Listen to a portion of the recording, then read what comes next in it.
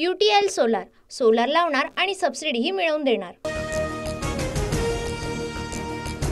पुण्यात मवियाच्या पराभूत उमेदवारांची ईव्हीएम विरोधात सुप्रीम कोर्टात धाव। सर्व पराभूत आज याचिका दाखल करणार, सुप्रीम कोर्टाच्या वकिलांनाही भेटणार। नांदेडमध्ये 75 केंद्रांवरील व्हीव्हीपॅट आणि ईव्हीएम मतांची तपासणी।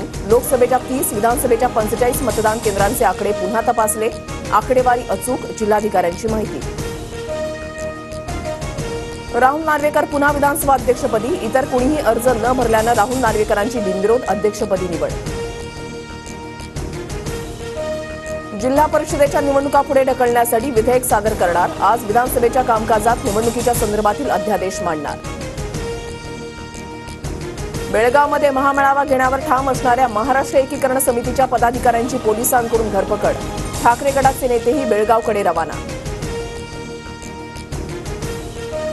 सीमा भागाचा विशेष कार्यभार असतानाही अटकेच्या भीतीनं शिंदे बेळगावला गेले नाहीत। काँग्रेसचं राज्य ही पळवाट नसू शकते, संजय राऊतांची टीका। बेळगावचा मुद्दा शांत करण्यासाठी शिंदे गटाच्या उदय सामंतांसह आणखी 2 नेते बेळगावला जाण्याची शक्यता।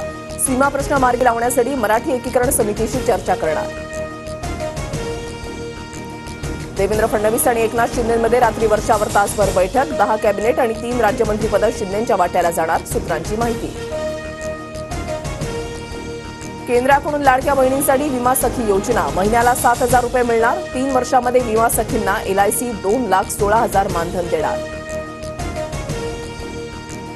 1500 रुपयात लाडक्या बहिणींची मतं विकत घेण्याचा प्रयत्न। तिजोरीवर बोजा पडल्यानं आता मुख्यमंत्री म्हणाले की योजनेचे निकष बदलावे लागतील, संजय राऊतांची टीका। अजित पवारांसह चंद्राबाबू नायडूंविरोधात काँग्रेस खासदार मनिकम टागोर यांचा स्थगन प्रस्ताव। दोन्ही नेत्यांना क्लीन चिट मिळाल्यानं कामकाज थांबवून लोकसभेत चर्चा करण्याची मागणी। जतमध्ये अफजल खान वधाच्या पोस्टरवरून गोपीचंद पडळकर आक्रमक। पोलिसांनी पोस्टर फाडल्याचा आरोप, चौकशी करण्याची पडळकरांची मागणी। दिल्लीमधल्या 40 शाळांना बॉम्ब न उडून देण्याची धमकी। ईमेल करत शाळा प्रशासनाकडे $30,000 मागणी। कोकण रेल्वे मार्गावर आठवड्यातून 2दा अहमदाबाद ते थिविमपर्यंत विशेष गाडी धावणार। क्रिसमसमुळे कोकण रेल्वे मार्गावर वाढणारी गर्दी लक्षात घेता प्रशासनाचा निर्णय। नागपुरातील गणेशपेठ परिसरातील द्वारकामाई